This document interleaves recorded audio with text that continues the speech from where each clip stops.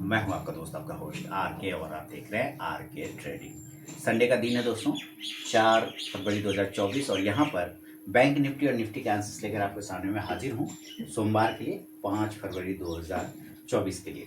तो देखिए, bank Nifty की बात करें, लेकिन मैं यहाँ पे जो भी लेवल्स बताऊंगा उस पर कोई भी प्रश्न बाइंग और सेलिंग की सलाह नहीं है। अगर आप ट्रेड करते हैं या लेते हैं इन लेवल्स पर, तो कृपया अपने फाइनेंशियल एडवाइजर से सलाह मशवरा जरूर कर लें, क्योंकि आपके लाभ और नुकसान की जिम्मेदारी चैनल की बिल्कुल भी नहीं होगी। यहाँ पे आप देखिए, एजुकेशन के लिए है, आपको समझना है। चार्ट को मैं आपको समझाने की कोशिश करूँगा कि किस तरह से आपको चीज़ों को समझना है और किस तरह से खुद से आप एनालिसिस कर सकते हैं। तो सारे लेवल्स पहले मैं हटा दूँ, सारे चार्ट हटा दूँ, तो आप लास्ट टाइम में क्या देख रहे हैं, एक गिरावट देख रहे हैं बैंक निफ्टी में ना, 45,970 के आसपास में डेली के चार्ट पर क्लोज कर रहा है, 45,970 के आसपास में। चलिए ठीक है, यानी कि आप 46,000 पकड़ सकते हैं। नहीं, 45,970 का मतलब क्या है, 46,000 पकड़ सकते हैं।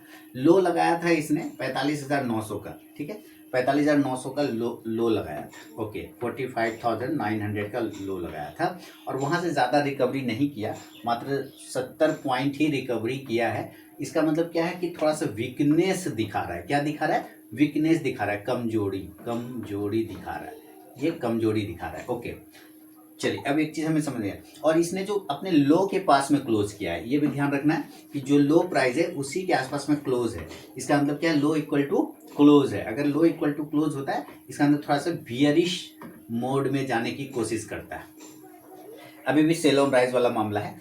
पॉजिटिव कब होगा? जब ये 47,200 मेरा लेवल है, 47,200 मैं अपने लिए रखा है मैंने, कि इसके ऊपर जाने पर ही मैं चेंज होऊंगा, अदरवाइज अभी सेल ऑन राइज का मामला रहेगा। अब देखिए, ये जो आप एक और छोटा सा चार्ट को थोड़ा सा और बड़ा कर दूं, तो आपको थोड़ा सा चार्ट को जूम करने पे नजर आएगा। देखिए, यहाँ पे एक डोजी कैंडल है ना, ये बीच में एक डोजी कैंडल है, 1 तारीख वाला बजट वाला दिन जो है डोजी कैंडल है। इसका लो अगर बजट का देखते हैं तो इसका भी लो आता है 45,660 के आसपास में। इसका मतलब है कि 45,500 और 45,600 इसका नीचे की तरफ में एक सपोर्ट एरिया है। लेकिन पहला सपोर्ट एरिया है 46,000, लेकिन यहाँ पे आप देख रहे हैं कि 46,000 के नीचे है, और लास्ट टाइम जो वो क्लोज किया है बिल्कुल अपने लो के पास में किया है। तो अगर हमको सेल करना है, तो अब आपके दिमाग में आ गया होगा ये बात कि अगर आपको सेल करने की जरूरत हो तो हम कहाँ सेल करेंगे? हम इसके लो के नीचे सेल करेंगे। यानी कि जो मंडे लास्ट फ्राइडे को जो लो बना है, अगर उसका लो कट जाता है, ये वाला एरिया का लो कट जाता है, तभी तो सेलिंग आएगा। तो इसका प्राइस क्या आ रहा है? इसका प्राइस आता है 45,900। तो हमें अगर सेल करने का इरादा हो, मैं यहाँ पे लिखता SELL सेल, तो हम कहाँ पे सेल करेंगे? 45,900। मैं इसके नीचे सेल करने के लिए देखूंगा, 45,900 के नीचे निकलने पर सेलिंग आ सकता है। और कहाँ तक आ सकता है? तो आपको अभी मैंने एक लेवल बताया था, इसका बजट वाला जो दिन है वो 45,600 के आसपास का लो लगाया था।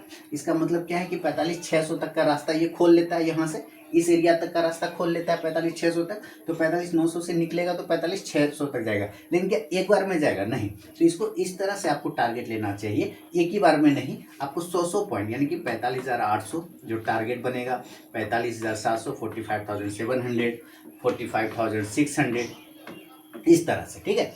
और इस तरह से होते हुए अगर ये 45,500 के नजदीक आ जाता है, तो यहाँ पर एक सपोर्ट का एरिया बन जाएगा, यहाँ पर एक सपोर्ट लेना स्टार्ट कर देगा 45,500 पर। यहाँ 600 से लेके 500 के बीच में कहीं ना कहीं एग्जिट पॉइंट आपको सोचना पड़ेगा कि आपको निकल जाना चाहिए।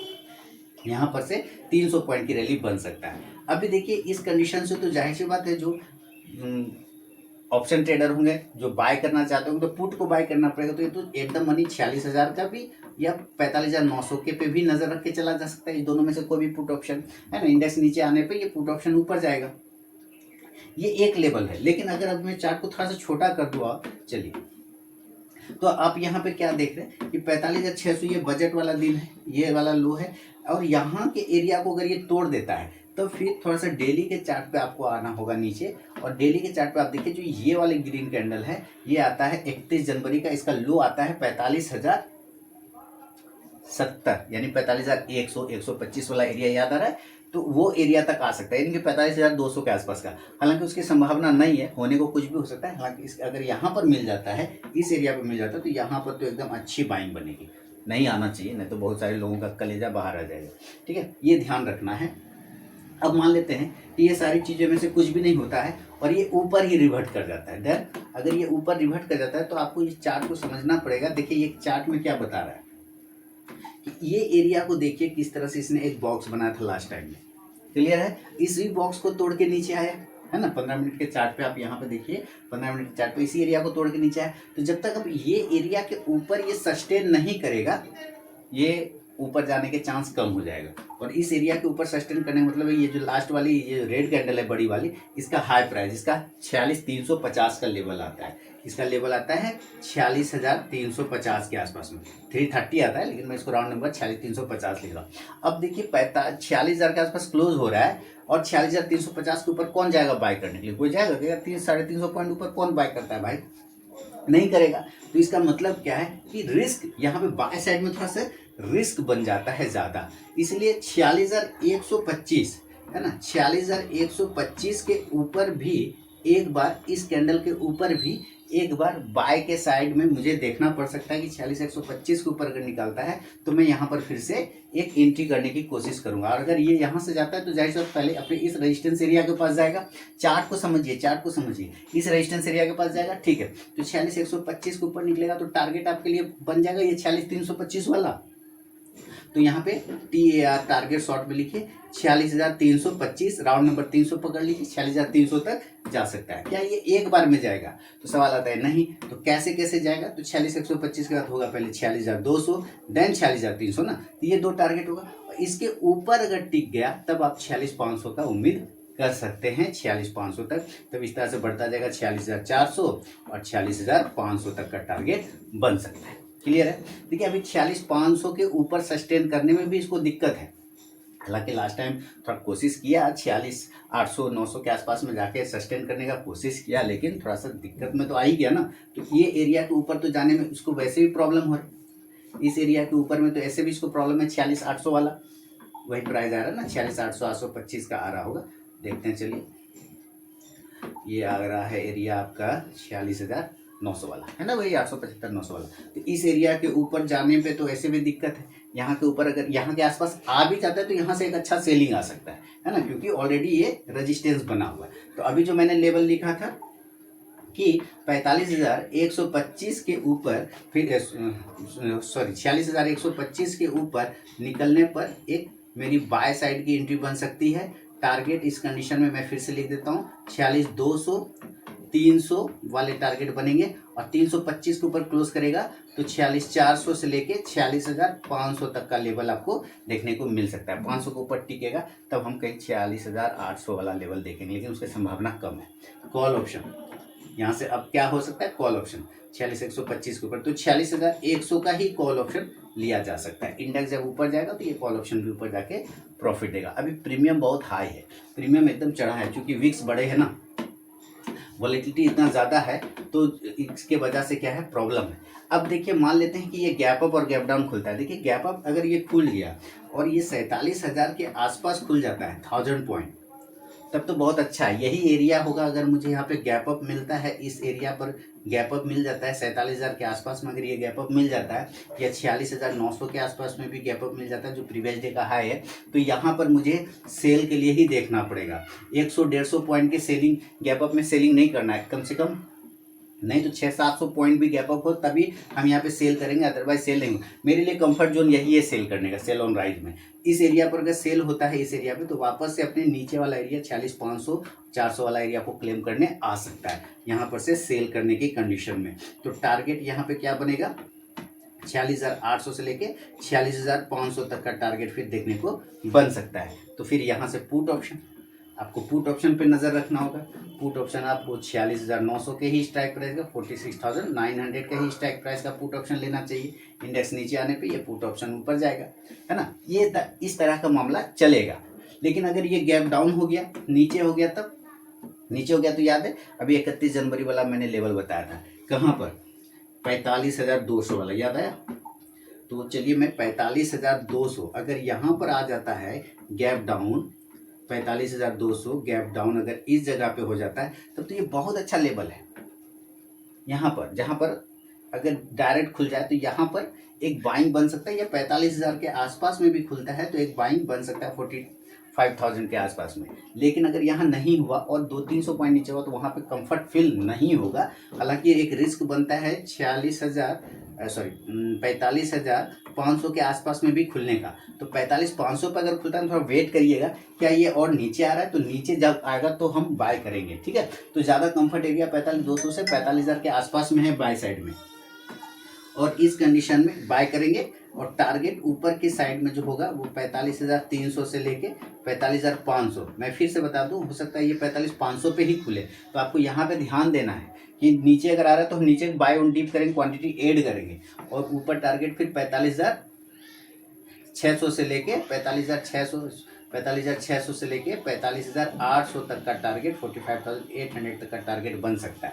तो आपको ये इस हिसाब से चलना कि अगर 45,200 या 45,000 के आसपास ओपन होता है तो हम बाय करेंगे, 45,500 पे भी ओपन होता है तो हमें वेट करके बाय करना होगा, क्या नीचे आता है तो बाय करेंगे। अदरवाइज 45,500 पे भी हर्डल है इसका, इस वजह से मैं यहाँ पे कंफर्ट नहीं हूँ, सॉरी 45,500 यहाँ पर, इस वजह से यहाँ पे मैं कंफर्ट नहीं हूँ कि यहाँ पर अगर दिक्कत हो जाएगा। यहाँ पे क्या होगा कि अगर ये यहाँ पे ओपन हुआ 45,500 के आसपास में ओपन हुआ यहाँ पर से, तो हो सकता है कि एक बार हल्का जर्क ऊपर मारे, बाउंस मारे, फिर ये गिर जाए, इसलिए इतना कंफर्ट यहाँ पे फील नहीं हो। कंफर्ट में बहुत अच्छा यहाँ पे फील कर रहा हूँ, तो वेट कर लेंगे, क्या दिक्कत है। कॉल ऑप्शन पे नज़र रखा जाएगा 45,300 या 45,200 के स्ट्राइक प्राइस का कॉल ऑप्शन पे। इंडेक्स ऊपर जाने पे ये कॉल ऑप्शन ऊपर जाके प्रॉफिट देगा। लेकिन अगर इनकेस ये 45,000 के नीचे ट्रेड करने लग गया है ना, 45,000 के नीचे अगर ये 45,000 के बिलो ही ट्रेड करने लगा तब तो फिर सेल साइड, फिर तो 44,500 पकड़ लीजिए।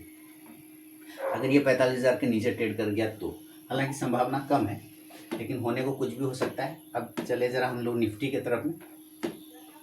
निफ्टी क्या कर रहा है, निफ्टी थोड़ा सा ठीक ठाक मुझे ज़्यादा अच्छा लग रहा है। देखिए निफ्टी में एक रेजिस्टेंस तो अब आप लोगों को भी पता चल गया कि 22,125 के आसपास का है, ये वाला एरिया है ना, या 150 पकड़ सकते हैं, ये एरिया है। लेकिन नियर में आप देखते हैं तो यहाँ पे भी एक रेजिस्टेंस एरिया बना है जिसका भाव आता है 21,900 का। क्लियर है। अब आपको ये समझ में आ गया कि नीचे की तरफ में अगर ये गैप को हम मार्क करते हैं तो हमारा ये सपोर्ट आता है 21,700। इस एरिया के आसपास में अगर ये आ जाता है तो ये अच्छा एरिया होगा जहां पर बाइंग बनेगा। लेकिन उसके पहले आप देखिए ये एक बॉक्स में बना रखा है ना, ये क्या है, निफ्टी बॉक्स में फंसा हुआ है, ठीक है। तो इस बॉक्स के ऊपर हमें बाय देखना है और इस बॉक्स के नीचे हमें सेल देखना है। निफ्टी बहुत ही क्लियर कट जोन में फंसा हुआ है।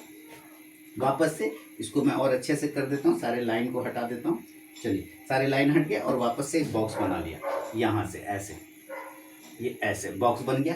हम इस बॉक्स के ऊपर बाय करने के लिए देखेंगे, 21,900 के ऊपर निकलेगा तो मैं बाय के लिए देखूंगा। और इस कंडीशन में हमारा जो टारगेट होगा वो 21,950 से लेके 22,000 का जो राउंड नंबर का लेवल है ये हमारा टारगेट होगा। बहुत अच्छा रहा तो 22,050 से लेके 22,100 तक का भी लेवल मिल सकता है, इसके ऊपर मैं नहीं देखूंगा। निफ्टी बहुत क्लियर कट है, बैंक निफ्टी थोड़ा सा कंफ्यूजन में रखा है अभी लोगों को, ठीक है। ये हो गया। तो कॉल ऑप्शन यहाँ से लेना होगा जब इस एरिया के ऊपर निकलेगा तो कॉल ऑप्शन हम 21,900 के ही तरफ देखेंगे। ऊपर जाने पर इंडेक्स ये कॉल ऑप्शन भी ऊपर जाके प्रॉफिट देगा। लेकिन अगर ये नीचे ब्रेक कर गया तो नीचे ब्रेक करने के कंडीशन में अब जरा इसको हटा देते हैं, इस सारे एरिया को हटा देते हैं। या अब अगर मान लेते हैं कि ये नीचे ब्रेक कर गया, ये एरिया पर ब्रेक कर गया तो क्या करेंगे, यहाँ पर से अगर ये ब्रेक करता है तो 21,800 का लेवल आ रहा है ना, 21,800, तो इसके नीचे 21,800 के नीचे क्या करेंगे, सेल करेंगे। और टारगेट कहाँ आएगा 21,700, जो कि अभी मैंने बोला ये गैप है इसके पास बना हुआ। तो टारगेट यहाँ पर आपको लिखना चाहिए 21,750 से लेके 21,700, ये एक टारगेट बना। टूट गया मान लीजिए और टूट गया 50 पॉइंट 100 पॉइंट तो 21,600 तक देख सकते हैं इसको आते हुए। उसके नीचे फिलहाल नहीं जाना चाहिए, 21,600 एक अच्छा सपोर्ट एरिया है यहाँ पर। तो पुट ऑप्शन ऊपर से 21,800 के ही स्ट्राइक प्राइस का पुट ऑप्शन ले सकते हैं। इंडेक्स नीचे आने पे ये पुट ऑप्शन ऊपर जाके प्रॉफिट देगा। ये भी अगर गैप अप हो गया तो भाई गैप अप मुझे चाहिए तो अपने हाई के आसपास में अगर ये खुलता है तभी मैं सेल करूंगा, अदरवाइज नहीं।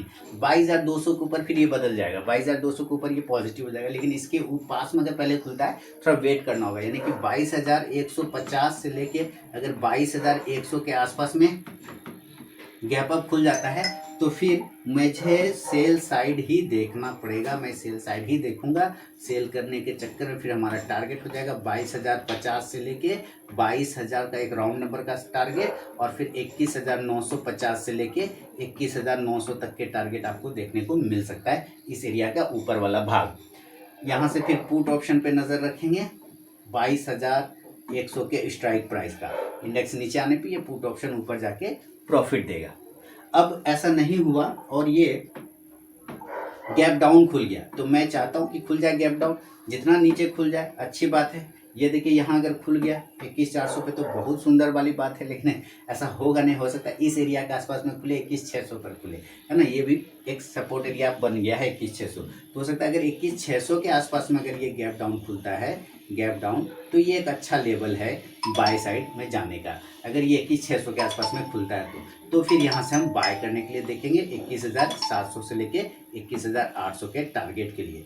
कॉल ऑप्शन पे ध्यान रखा जा सकता है 21,600 के ही स्ट्राइक प्राइस का। इंडेक्स ऊपर जाने पे ये कॉल ऑप्शन ऊपर जाके प्रॉफिट देगा। बहुत सारे लोगों के दिमाग में आ सकता है कि जिस एरिया पे बाय करना है उसी एरिया का ऑप्शन क्यों लेना है, क्योंकि वहीं पे मूवमेंट ज़्यादा बनता है ना। आप 50 पॉइंट ऊपर ले सकते हैं, कोई दिक्कत नहीं, लेकिन मूवमेंट आपको एट द मनी में ही ज़्यादा मिलेगा। हाँ, रिस्क भी थोड़ा बढ़ जाता है, साइड में जाने पर सबसे पहले इसी का प्रीमियम डाउन होता है, ये भी आपने देखा होगा। तो ये है दोस्तों बैंक निफ्टी और निफ्टी का लेवल सोमवार मंडे के लिए 4 फरवरी, मैं जनवरी बोल रहा हूँ, सॉरी 4 फरवरी 2024 के लिए। पसंद आया तो जरूर फीडबैक करें, कमेंट करें। मिलूंगा नेक्स्ट वीडियो में, तब तक के लिए बहुत बहुत धन्यवाद।